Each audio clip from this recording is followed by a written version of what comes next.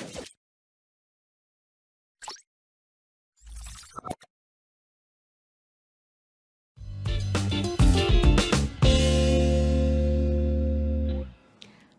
selamat bertemu lagi di podcast Anti Fraud 101 Season 2 bersama saya Dian Kartika Rahajang. Podcast ini bisa disimak oleh seluruh pembelajar di bidang audit forensik, akuntansi forensik, ataupun seluruh peminat, penggiat pencegahan fraud yang terjadi di segala bentuk organisasi. Kami harap teman-teman bisa menyimak dan mengambil manfaat optimal ya dari agenda kita pada kesempatan kali ini yang akan menyoroti bagian kemampuan, khususnya kemampuan kepemimpinan yang diperlukan oleh penggiat pemeriksa termasuk pejuang anti fraud yang ada di seluruh lembaga. Jadi sangat relevan nih buat teman-teman baik itu mahasiswa maupun praktisi untuk bisa mengambil manfaat. Nah, pada saat kesempatan ini kita sudah kedatangan bintang tamu yang luar biasa yang akan kita kulik nih ilmunya khususnya di bidang pemeriksaan pajak nih. Nah, bersama saya sudah hadir Bapak Ramzil Huda SE M International Tax Akuntan CA. Selamat datang Pak Ramzil. Selamat pagi Bu Ajeng. Halo Bapak, semoga sehat ya Bapak. Iya, sama-sama Pak. Nah, pendengar sekalian mungkin sudah tidak asing lagi nih sebenarnya dengan nama Pak Ramzil ya, tapi tidak salah juga untuk saya mengenalkan siapa Pak Ramzil Huda. Pak Ramzil Huda ini mungkin kita bisa kenalan dulu dari latar belakang pendidikan ya.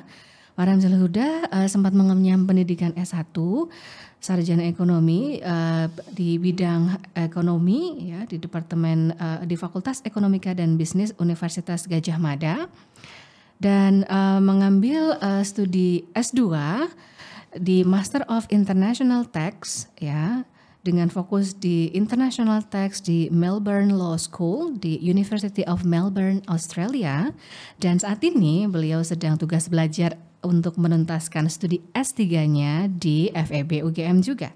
Nah, teman-teman boleh juga nih pendengar semuanya mengetahui nih sepak terjang Pak Ramzil Huda ya sebagai pejuang ini ya pemeriksa intelijen pajak. Nah, beliau ini juga banyak terlibat dalam berbagai aktivitas ya. Sudah mungkin diawali di tahun 2003 ya bahkan sampai 2012, jadi mungkin sudah cukup 9 tahun untuk menjadi pemeriksa pajak ya.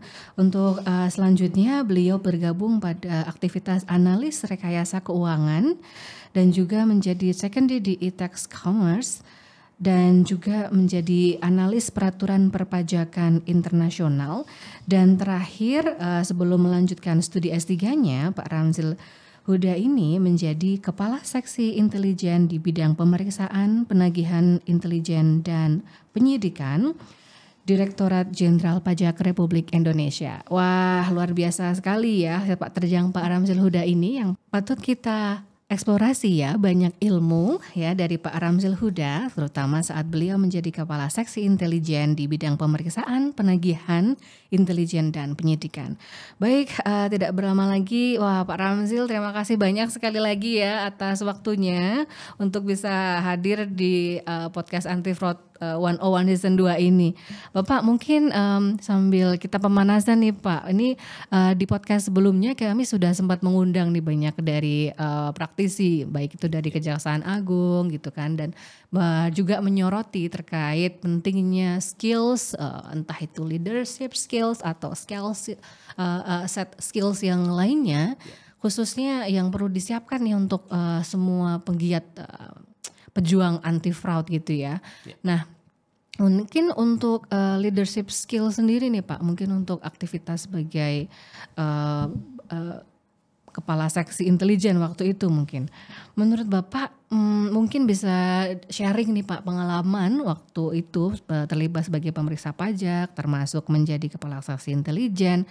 Apa saja sih Pak mungkin keterampilan, khususnya keterampilan kepemimpinan yang dirasa penting gitu ya dan harus dimiliki yang sangat mempengaruhi kesuksesan gitu ya pemeriksaan pajak. Boleh nih Pak share ceritanya? Ya, makasih Bu. Jadi Dulu itu saya sebagai pemeriksa pajak di tahun 2003-an ya. Jadi karir saya lamanya di pemeriksaan pajak gitu ya. Jadi karena awalnya dari akuntansi ya, maka kemudian kerjaannya juga nggak jauh dari audit gitu ya. Nah, jadi kalau dari sisi leadership, ketika sebagai misalnya auditor gitu ya, dibutuhkan itu adalah bagaimana dari sisi kita problem solving sebenarnya ya. Betul. Dan awalnya itu kan dimulai dengan kalau kita bicara auditor gitu ya, kita harus itu kan ada syarat auditor harus memenuhi pendidikan dan pengetahuan yang cukup gitu ya. Kemudian juga memiliki keterampilan, kemudian professional care. Nah, itu memang menjadi fondasi dasar gitu ya sebagai auditor gitu ya. Nah, kemudian dengan pengetahuan kita itu maka kemudian kita bisa merencanakan audit. Jadi dalam ketika keberhasilan suatu audit itu ditentukan oleh bagaimana si supervisor itu merencanakan audit. Bagaimana kemudian audit plan yang direncanakan itu bisa mencapai target. Jadi misalnya ketika kita akan menentukan sasaran mana yang akan kita audit, maka titik poin pentingnya itu adalah ketika di perencanaan gitu ya. Gak mungkin kan semuanya itu kita audit semua gitu ya.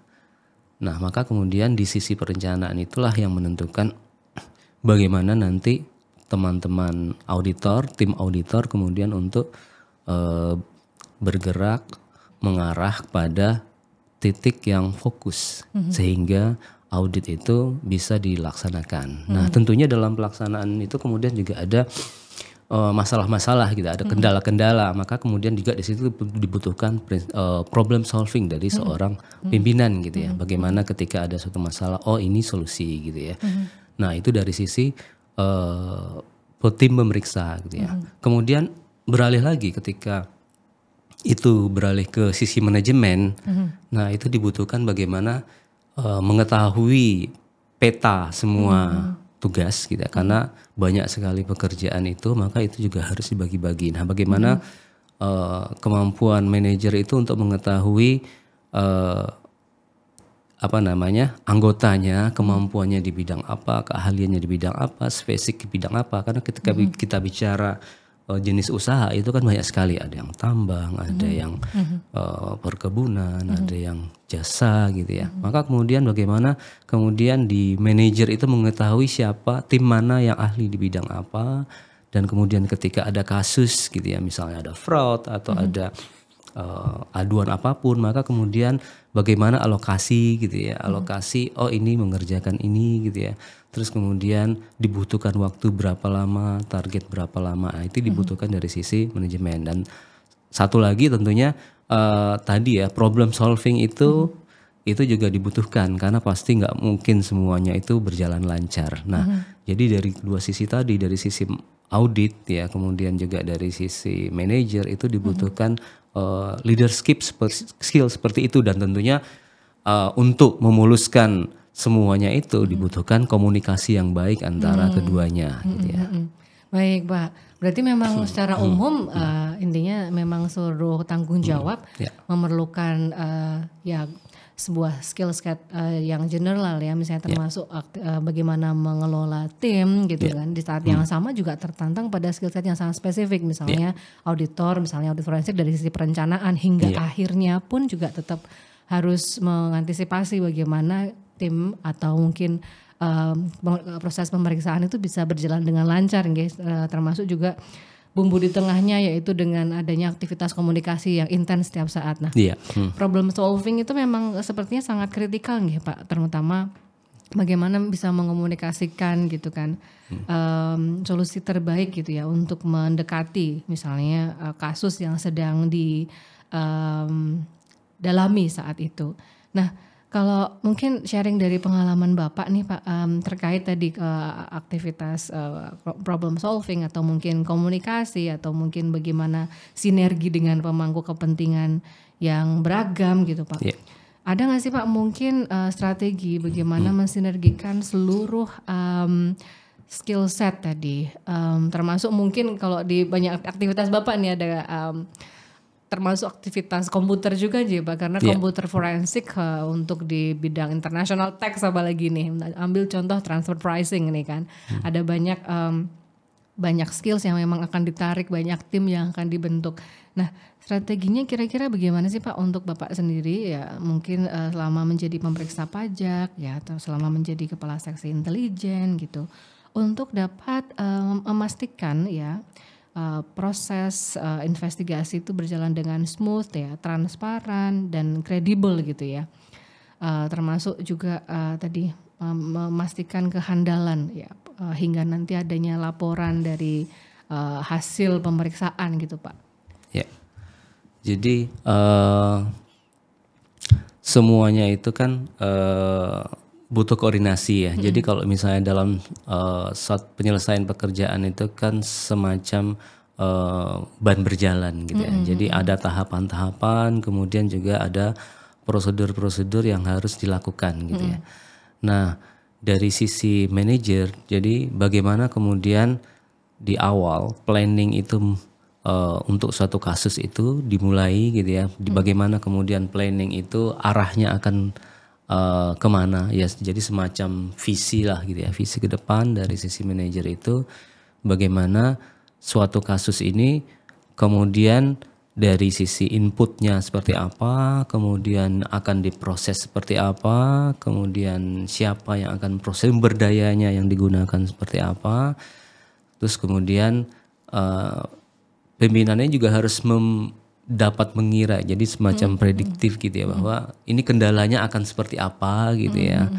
Kemudian juga akan fleksibel di dalam pelaksanaannya itu, nanti kendalanya akan seperti apa. Nah untuk itu kan dibutuhkan suatu pengetahuan yang dalam ya, jadi nggak hanya dari sisi hard skill ya, teknis saja, teknis itu wajib ya, bagaimana si pimpinan itu mengetahui tentang teknis, misalnya perpajakan seperti apa, akuntansi seperti apa, yang luasnya ekonomi seperti apa gitu ya.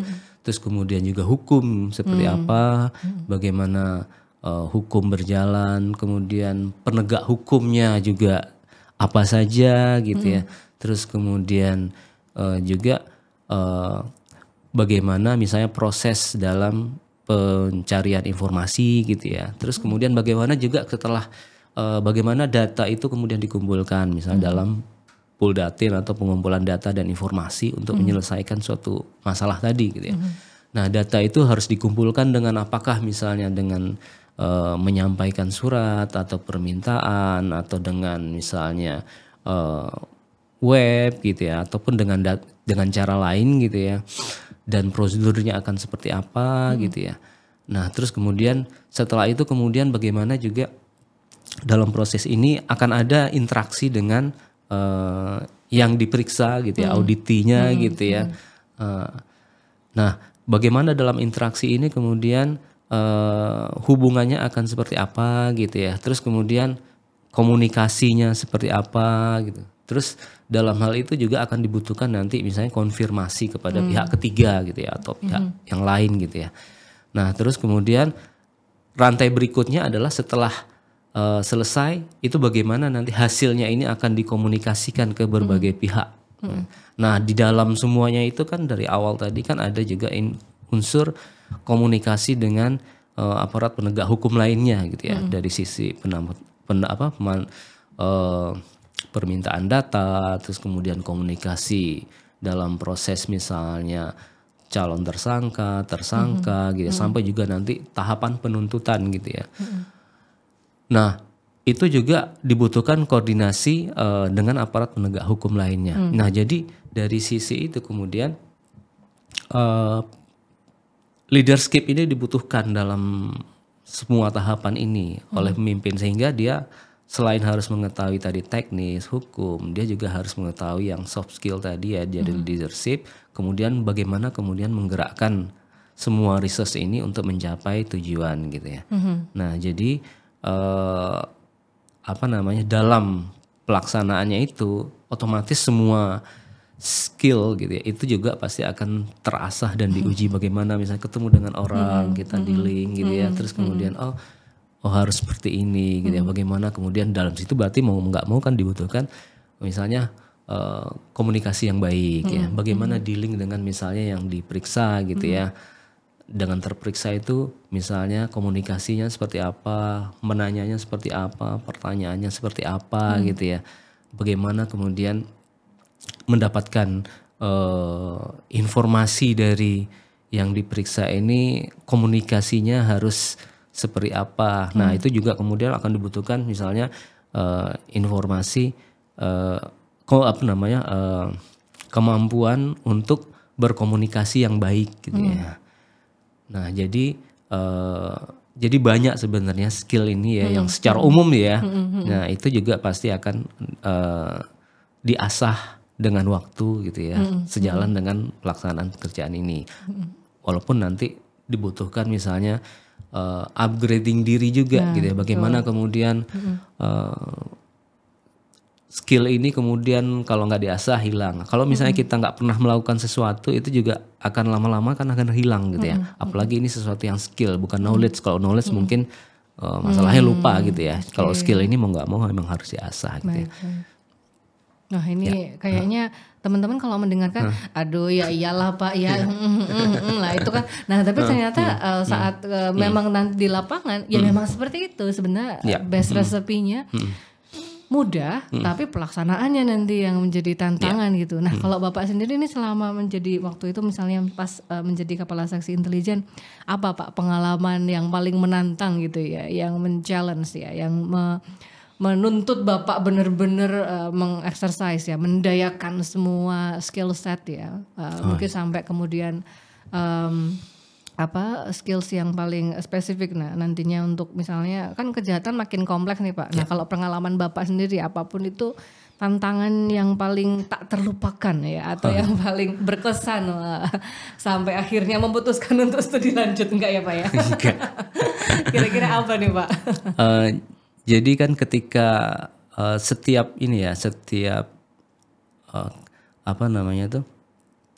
setiap daerah gitu ya, setiap jenis usaha industri ini kan punya sesuatu yang spesifik gitu ya. Yang memang sangat menantang itu adalah bagaimana ketika kita itu mengetahui sesuatu yang baru gitu ya. Misalnya kita nggak tahu, karena di Jogja misalnya nggak ada perkebunan, berarti kita mengerti perkebunan gitu ya. Ketika di tempat yang ada kebun kita ngerti kebun gitu ya. Terus kemudian ketika ada yang tambang kita mengerti tambang gitu. Nah jadi dari sisi yang menantang itu adalah bagaimana ketika misalnya ada suatu kasus gitu ya, suatu kasus itu kemudian kita kita mendapatkan sesuatu yang baru gitu ya. Terus kemudian bagaimana kemudian data kita kumpulkan gitu ya. Terus kemudian bagaimana kita juga kemudian akhirnya dealing dengan misalnya meminta data kepada instansi lain gitu ya. Terus kemudian jadi banyak banyak aparat penegak hukum yang terlibat gitu ya. Terus kemudian dari data itu tadi kemudian karena posisinya di middle manager, bagaimana selain kita juga harus ke bawah, manage yang di bawah, kita juga harus dengan yang di atas gitu ya. Nah bagaimana itu kemudian dikomunikasikan, terus kemudian akhirnya menghangat gitu ya kasusnya, terus kemudian akhirnya ketika itu selesai, maka itu merupakan suatu pencapaian gitu. Jadi sesuatu yang tidak kita ketahui, misalnya sesuatu yang kasus yang misalnya tidak kita ketahui, kemudian di sana menjadi benar-benar mengetahui gitu ya. Mungkin kalau bisa dibikin buku sendiri gitu ya, misalnya gitu ya. Terus kemudian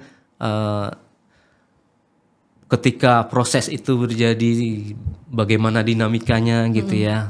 Terus kemudian bagaimana kemudian setelah kasus itu selesai, maka kemudian itu menjadi suatu pencapaian yang kemudian akan dikenang seumur hidup gitu ya. Iya Pak. Kalau yang saat ini nih Pak, ini kan kompleksitas kejahatan perpajakan. Wah ini kalau sudah menggunakan kata itu, Bapak sudah yang familiar dengan netizen yang budiman ya Pak. Mereka menjadi ahli pajak mendadak gitu ya Pak di balik layar. Nah di saat yang sama adanya kemajuan teknologi gitu ya. Nah, menurut Bapak khususnya mungkin komputer forensik ya yang juga tidak asing gitu ya di skema audit forensik ya, dan itu skills yang mutlak. Menurut Bapak perkembangan teknologi ini apa saja sih yang mungkin tools ya atau skill set atau mungkin bagaimana sih tren gitu ya, tren skills yang sangat relevan mendukung praktik yang paling terbaik lah untuk menjadikan kayak senjata gitu ya Pak untuk menjadi mengawasi pajak atau untuk menginvestigasi kasus pajak gitu kan. Sehingga itu menjadi sebuah alat yang efektif gitu kan. Apa saja sih Pak khususnya di pendayaan teknologi yang harus terus diadaptasi khususnya mungkin di bidang forensik tadi yang bisa kita handalkan gitu. Ya. Jadi kalau misalnya kita bicara dari sisi auditor gitu ya, yang kita ketahui kan kalau audit itu adalah membandingkan antara standar kan gitu ya, membandingkan antara standar dengan kenyataan yang sebenarnya gitu ya. Nah jadi dalam proses itu kemudian kita membutuhkan bukti yang kompeten dan cukup. Bahasanya secara teoritis kan begitu ya. Nah dalam membutuhkan mencari data yang cukup dan kompeten tadi, maka kemudian dibutuhkan keahlian untuk mendapatkan data gitu ya. Nah keahlian mendapatkan data ketika misalnya kita audit gitu ya. Kalau datanya disediakan maka kemudian datanya itu kan bisa diolah gitu ya. Nah yang sebenarnya kalau misalnya dari skills yang dibutuhkan itu adalah bagaimana kemampuan kita mengolah data gitu ya. Jadi misalnya kalau ketika kita mau jadi auditor, kita itu harus mengetahui misalnya bagaimana yang pertama itu kalau dulu kan pengolahannya masih sederhana ya. Kalau sekarang itu kita sudah menggunakan komputer ya. Udah ada AI lagi sekarang gitu ya. Nah, jadi yang dibutuhkan tentunya kalau kita bicara garis besarnya adalah yang pertama pasti hardware ya. Hardware komputer itu seperti apa secara umum ya. Hardware-nya apa, CPU apa, ini apa, itu teknikal sekali gitu ya. Tapi itu dibutuhkan, itu dibutuhkan. Gitu ya. Betul. Terus kemudian selanjutnya itu adalah software gitu ya. Nah, softwarenya seperti apa gitu ya, software yang umum gitu ya. Nah, kemudian selain itu juga dibutuhkan ada juga misalnya software audit. Ini masih dalam audit secara umum, belum ke forensik ya. Ketika bagaimana tools analitis untuk audit itu misalnya software audit bantu misalnya ACL, audit common language gitu ya. Itu juga skill bagaimana pengolahan itu juga dibutuhkan gitu ya. Karena ketika misalnya perusahaan sudah semakin banyak transaksinya itu mungkin bisa jadi kolomnya Excel sudah nggak cukup lagi atau ketika cukup pun butuh lebih lama. Belum lagi kemudian analisisnya belum tentu bisa dilakukan. Ketika maka kemudian kita harus extend lagi dari situ, mau nggak mau kita juga harus bisa software audit. Nah, tetapi kemudian ketika kita sudah mengetahui software audit itu bisa ini, misalnya analyzing, bisa misalnya pakai Benford Law, bisa pakai ini. Berarti kemudian ternyata itu bisa juga digunakan di Excel gitu ya, pakai tambahan gitu ya. Maka kemudian kita juga bisa extend lagi pengetahuan kita. Berarti ke arah programming gitu kan. Nah, tapi sebelum itu ya, kalau saya dulu ingatnya, sebelum kita mengolah data, yang kita wajib ketahui itu adalah bagaimana database gitu ya. Dan database itu dibentuk dari fondasinya itu adalah tabel gitu ya. Bagaimana tabel itu dibentuk, kemudian tabel yang efektif seperti apa, primary key gitu ya. Kalau secara itunya ya. Terus kemudian entity relationship diagramnya seperti apa, itu basic sekali. Sehingga ketika kita mau melakukan analisis data yang big data gitu ya, tabel ini yang dalam benak kita ya. Jadi kita nggak mungkin menarik data dari satu table gitu ya, dari tabelnya udah ready seperti yang udah ada gitu ya. Maka kemudian itu kita harus mengetahui ini gitu ya, dan juga bahasa query-nya, select macam-macam gitu ya. Nah, ini menjadi basic sekali sih, apapun nanti bahasa program yang dipakai gitu ya. Jadi bahasa misalnya SQL gitu ya, mau MySQL, mau nanti Oracle, mau apa, itu juga harus kita mengerti gitu ya. Sampai kemudian kita arahnya kepada data analitik. Nah, kemudian juga misalnya dengan ada machine learning sekarang dan apa, sebenarnya kan prinsipnya sama. Itu kan dibentuk dari data awal tabel. Maka kemudian dari alat bantu audit tadi, software bantu, kita kan mengetahui ya, oh ternyata untuk menganalisis suatu data itu ada summarizing, ada certification, ada apa. Oh ini bisa data ini digini gitu ya. Terus kemudian ketika kita sudah mengetahui konsepnya itu semua, maka kemudian kita itu bisa berinovasi misalnya dengan software, dengan coding gitu ya. Itu tingkat lanjutnya gitu ya. Maka kemudian mau ke arah nanti machine learning, AI dan macam-macam itu kan cuma pengembangannya, karena sebenarnya dulu ya namanya data mining kan. Data mining itu ya cuman kemudian jadi berkembang jadi AI, machine learning dan pakai itu segala yang lain-lain gitu ya. Nah, itu dari sisi analisis analytics atas data tadi gitu ya. Tapi kemudian dari sisi lain gitu ya, ketika kita bicara ada lagi namanya komputer forensik. Komputer forensik itu kan lebih bagaimana kalau tadi kita analisis itu kan adalah data yang ready gitu ya. Data yang ready. Nah, kalau ketika di komputer forensik kemudian agak berbeda. Kenapa? Bagaimana misalnya ketika kita mengambil data. Ya, mengambil data dari komputer untuk jadi bukti di pengadilan. Agak berbeda dengan ketika disediakan data dalam bentuk PDF atau DBF atau XLS gitu ya. Nah, atau XRBL macam-macam lah ya. Nah, yang komputer forensik itu bagaimana kita mendapatkan data, mengolah data, kemudian untuk disajikan sebagai bukti di pengadilan. Nah, tentunya itu kan harus lawful gitu ya. Jadi harus sesuai hukum. Bagaimana ketika mendapat data itu nggak bisa diubah. Maka kemudian nanti ada alat namanya write block gitu ya. Berarti kita harus tahu, oh ini adalah alat ini write block. Bagaimana kemudian membuktikan bahwa data ini nggak diubah, ada namanya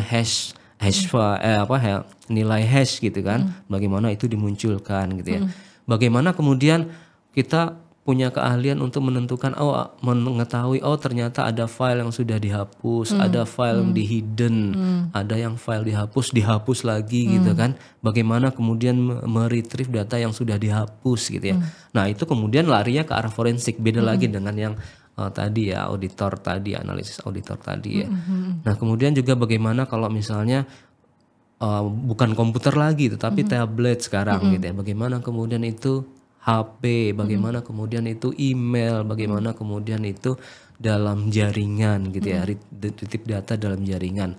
Nah, kemudian bagaimana analisis datanya, itu berbeda lagi, itu menjadi bagian dari komputer forensik. Nah, makanya komputer forensik itu menjadi bagian sendiri gitu ya, yang sebagai tenaga ahli. Jadi ketika misalnya auditor ataupun investigator itu membutuhkan data, membutuhkan bantuan, maka mereka minta ini kepada bagian yang komputer forensik gitu. Tetapi sebagai auditor atau investigator, walaupun nggak punya pengetahuan yang dalam seperti komputer forensik dan juga tentunya nggak punya alatnya gitu ya, tapi minimal kita mengetahui bahwa ini ada seperti ini akan membantu untuk dalam proses pelaksanaan pekerjaan, jadi gitu. Wah, kayaknya nih yang paling akhir itu kita harus buat sesi sendiri nih Pak. Karena banyak sekali nih ngomongin data analytics, komputer forensik hingga utilitasnya, pemanfaatannya untuk penegakan hukum. Wah, itu kayaknya kita akan bahas di podcast seri berikutnya ya Pak Ramzil ya. Semoga tidak kapok gitu ya untuk mau berbagi dengan teman-teman yang di sini. Baik, nampaknya untuk sesi kali ini kita cukupkan dulu nih Pak. Karena tadi sesi yang berikutnya menarik banget nih kayaknya. Saya yakin teman-teman semuanya juga antusias nih gimana data mining, trikinya gitu kan, retrieving data, dan sebagainya. Baik, terima kasih banyak ya Pak Ramzil atas sharingnya pada kesempatan kali ini, dan nanti pada kesempatan berikutnya kita akan lebih fokus lagi nih ke skill set data analytics khususnya ya, komputer forensik nanti. Terima kasih banyak Pak Ramzil. Nah, teman-teman semuanya, para pendengar sekalian, sekalian, itu dulu ya ngobrol kita terkait leadership skills untuk investigator ataupun tim anti fraud gitu ya, untuk kita bersama-sama memerangi fraud yang terjadi di segala bentuk dan level organisasi. Semoga mendapatkan manfaat dan jangan lupa stay tune untuk edisi berikutnya yang tidak kalah menarik. Terima kasih dan sampai bertemu lagi.